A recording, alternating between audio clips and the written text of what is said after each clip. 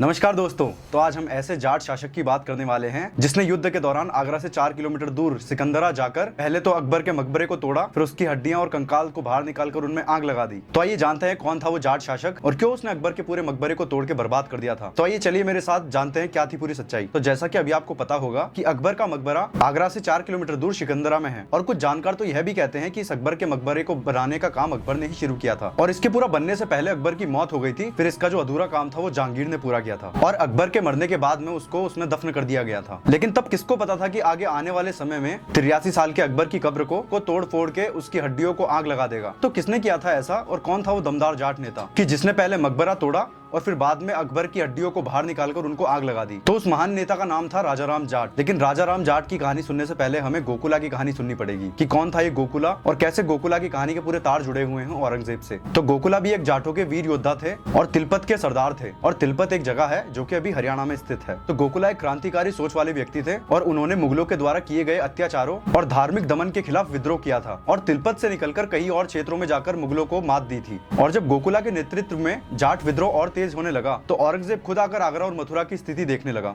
और फिर इन सब वजहों से और गोकुला के इन सब विद्रोह के कारण औरंगजेब ने गोकुला को मारने की जिम्मेदारी हसैन अली खां को दे दी। और फिर उसके कुछ ही समय बाद हसैन अली खां विशाल सेना के साथ तिलपत की ओर निकल पड़ा और वहां पर चल रहे 3 दिनों के युद्ध के बाद गोकुला को बंदी बना लिया गया। और एक किताब यह कहती है जो विजय कुमार पाल के द्वारा लिखी गई थी, इन्वेडर एंड हिडन फैक्ट, उससे यह पता चलता है कि औरंगजेब ने गोकुला को फोर्स किया उसका रिलीजन चेंज करने के लिए कि गोकुला से यह कहा गया कि आप इस्लाम में कन्वर्ट हो जाइए। और कई लोग तो यह भी कहते हैं कि गोकुला ने औरंगजेब से उसकी बेटी का हाथ भी मांग लिया था और इसी कारण गोकुला से बहुत ही ज्यादा क्रोधित होकर औरंगजेब ने 1 जनवरी 1670 को आगरा में गोकुला को फांसी दे दी। और फिर इस पूरी घटना के बीत जाने के 15 साल बाद में जाटों को एक और क्रांतिकारी नेता मिला जिसका पूरा नाम था राजा राम जाट। और ये जो राजा राम जाट थे सिनसिनी गांव से बिलोंग करते थे और सिनसिनवार जाटों के सरदार थे और इन्होंने 2 प्रमुख जाट गुटों सिनसिनवार और चार को एकजुट किया था और बिखरे हुए जाटों को एक सेना का रूप दिया था और सबको मिलाकर एक रेजिमेंट में संगठित किया था। तो एक बार धौलपुर में जो कि राजस्थान में है वहां पर मशहूर तुरहानी योद्धा अगर खान के शिविर पर हमला बोल दिया और इस हमले के दौरान उसने अगर खान के घोड़े और बैलगाड़ियां लूट ली। और जब अगर खान ने अपने साथियों के साथ मिलकर राजा राम और उसकी सेना का पीछा किया तो वो अपने दामाद और 80 सिपाहियों के संग मारा गया। और फिर दिसंबर में औरंगजेब ने अपने बेटे मुआज्जम शाह को आदेश दिया कि वो खुद जाकर जाटों के खिलाफ सैन्य अभियान का नेतृत्व करे। लेकिन जब आजम शाह बुरहानपुर तक ही पहुंचा था